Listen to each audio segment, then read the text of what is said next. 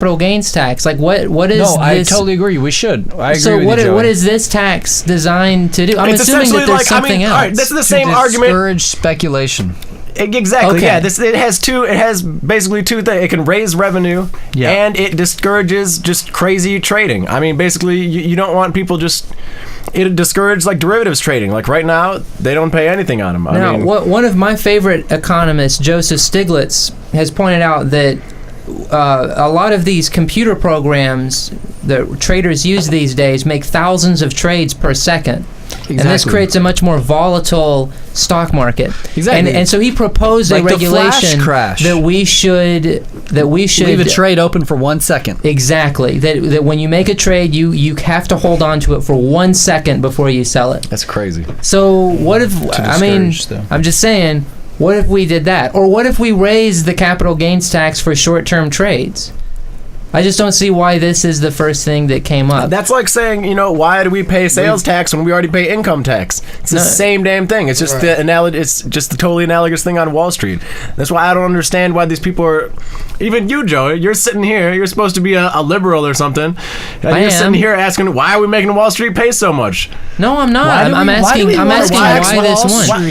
Because here's the reason we tax Wall Street? Here's the reason I'm asking. It's because even though no one here has mentioned it, a lot of the things that banks do are good. A lot of the transactions they make are good. Very often when they're making these purchases and sales, they're doing it trying to make your grandma's whatever you want to call it, like her savings in the stock market. They're trying to make that look good. That is not their goal, right? But so what I'm saying is why Wall Street, the investment bankers are after short-term profits. Like that's what they care about. That's why if investors cared about my grandma's retirement fund, they wouldn't have heavily exactly. Yeah. They wouldn't have stolen it. Yeah. They would have heavily invested in these mortgages they knew were bad.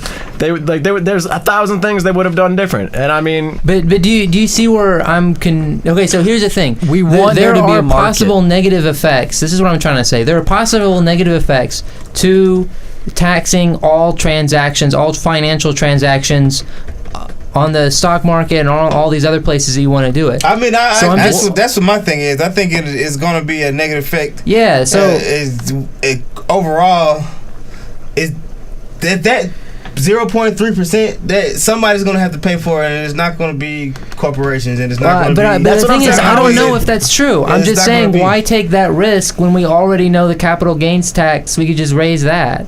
Because it's hard to do. It's how are we going to do it? How are we going to do it? But taxing all financial transactions is even harder. We don't have the people in Congress that's going to allow that to happen. We don't have Congress. Even the Obama administration doesn't support the transaction tax. We need them to do things, to get it to do things, financial. I know, but if you're going to look at a corrupt Congress and be like, what can a corrupt Congress feasibly get done? It's not going to be anything good. I mean, we got to. We got to force solutions. Like, look here, Occupy the SEC. It's a bunch of people, former people from Wall Street, who went down to Occupy Wall Street when it started and left their investment banks and knew what they were doing was crooked, and they joined it. And now, just about 2 weeks ago, they filed a lawsuit against pretty much every Wall Street regulator, SEC, CFTC, OCC, FDIC, and the Treasury, over their delay of implementing the Volcker Rule. Now what those people need to do? They need to apply for jobs at the SEC and try to institute change from within. But it's going to be hard for them to get. That's kind of hard to do when you got to get hired by the people from within first. And plus, there's still going to be a drop in a bucket of regulators, corrupt regulators. But I mean, you always have a few good ones. I mean, like Neil Borowski, the Special Inspector General of the TARP. I mean, he called the Treasury on everything they did the whole time.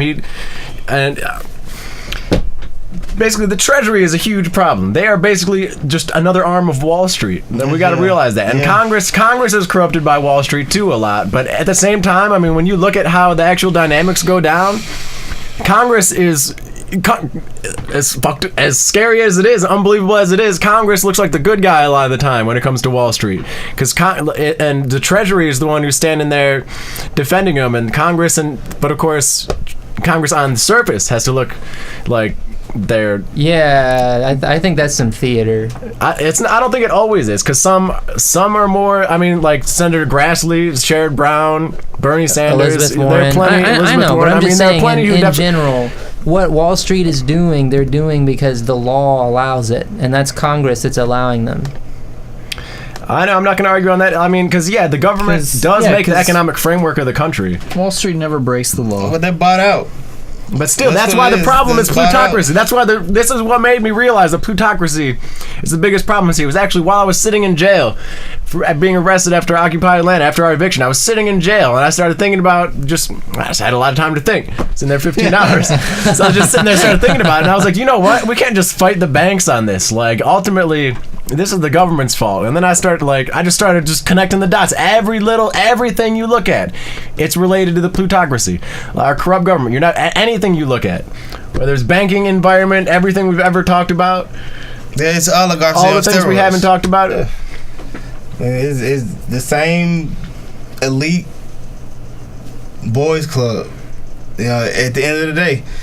And they're going to look out for theirs. And all we have to do as citizens, we try to wiggle a framework for ourselves. But, anybody who tries to institute any real change is the hammer falls down on them so hard that it discourages the rest of us.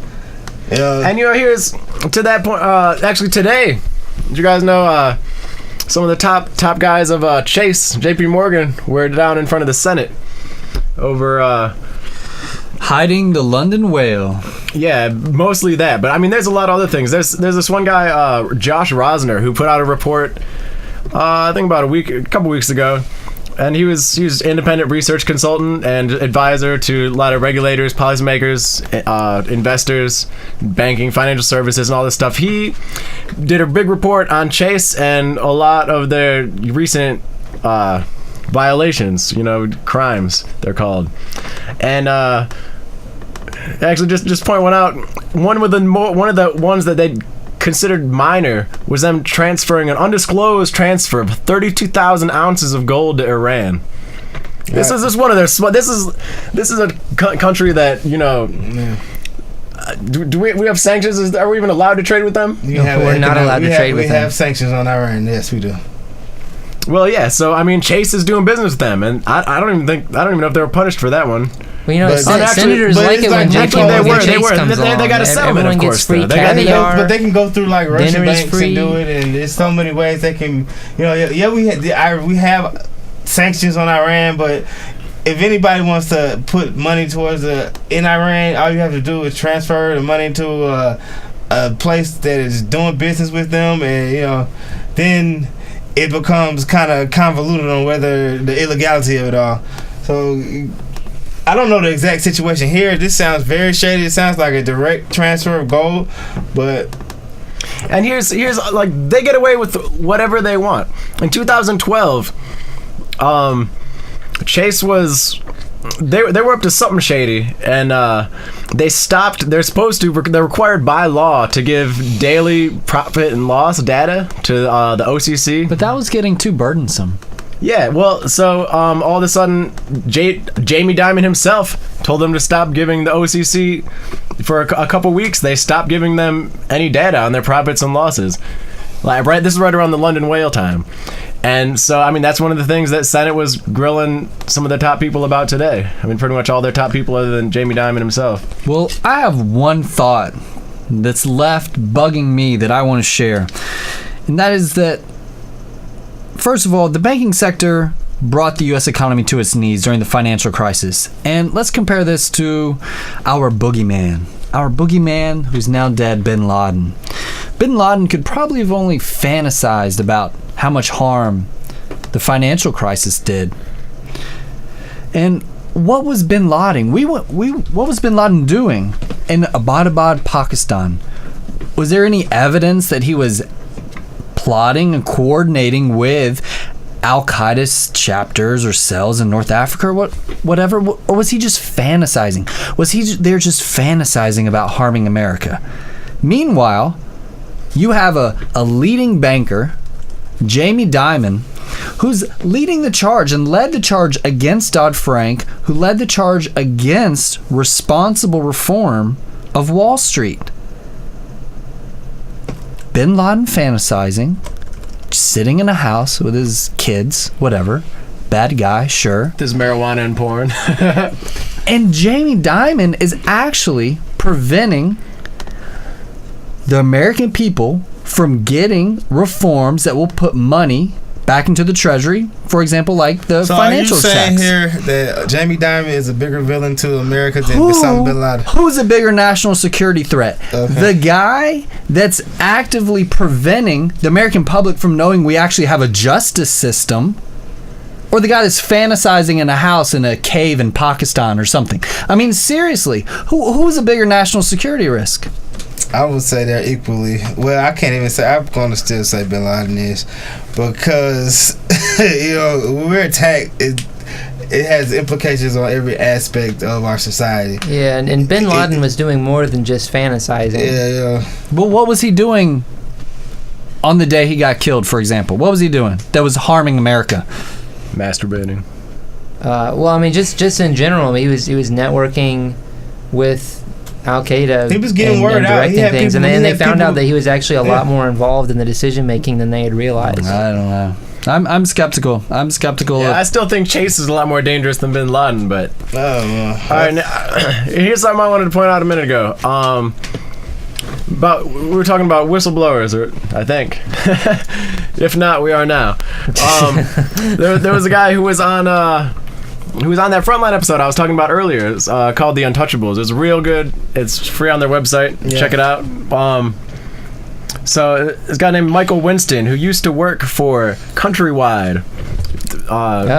Yeah, so they were the ones. I mean, you want to talk about what was the cause of the crisis? These were the guys cranking out these mortgages, these predatory lending, these subprime mortgages that they knew that people couldn't pay for. Like this is the guy who I was talking about when I was saying earlier when everybody, their philosophy was fund them. This is the guy who was saying all that, and he came out as a whistleblower. They fired him. He went to court. Had a jury trial. He won a $3.8 million wrongful termination suit against Bank of America because they now own Countrywide after the crisis. Yeah. And then all of a sudden, Court of Appeals. And Bank of America has been doing terrible in terms of their financials because they bought out Countrywide. Let me finish the story. Well, yeah, I mean everyone's got that problem, but no, but especially them. But go on. I don't mean to interrupt. They'll be all right. The government's got their back, Joey. Don't worry about Bank of America. Oh, I know they'll be all okay. Right. I know they will. But no, so after a couple weeks after the PBS show aired, Court of Appeals took back up the case and overruled the jury's verdict. And so basically we're saying, hey, whistleblower, you want to blow a whistle on a bank on the biggest fraud that's ever been perpetrated on the American public? Well, screw you. This is our justice system. This was in federal court? Who appealed the decision? I don't know. A Court of Appeals in California. Okay. They decided that the evidence was insufficient and that there was a legal error. And so the judge threw it out. So he got fired. He didn't get his $3.whatever million. Yeah. Wow. Yeah, got fired for whistleblowing, basically telling the truth. I mean, this is how we treat our whistleblowers. And this is under Obama. This is the guy who came in saying we're going to protect whistleblowers and all this. This is why I can't. This two-party system. You cannot trust either party to go after the banks. I don't. You can't. I know. Because the biggest. I'm not saying Republicans are going to be hard on Wall Street. All I'm saying is Obama's definitely not either. I mean, look, even Jack Lew. We want to go back to Jack Lew. Where did he come from? You got a party that's going to be soft, and you got a party that's going to be really soft, and it's nobody's going to say anything because nobody can get elected without the banks. Yeah, but I almost wonder which one's worse: the one that's going to be soft, the one that's going to be really soft. Because the one they have different rhetoric. Whether you want to talk, whether their policy is going to be the same, they got different rhetoric. And then the other one's going to bullshit. You want to talk about a politician who cannot get reelected without the banks or elected without the banks? What about Barack Obama? What do you mean? What are you at? No, that's exactly what I'm saying. That's exactly what I'm saying. Democratic National Convention. It was at the Bank of America Stadium, Joe. The banks were funding Republicans more than Democrats, funding Mitt Romney more than Mitt Romney. Obama, but hold up. Many times over.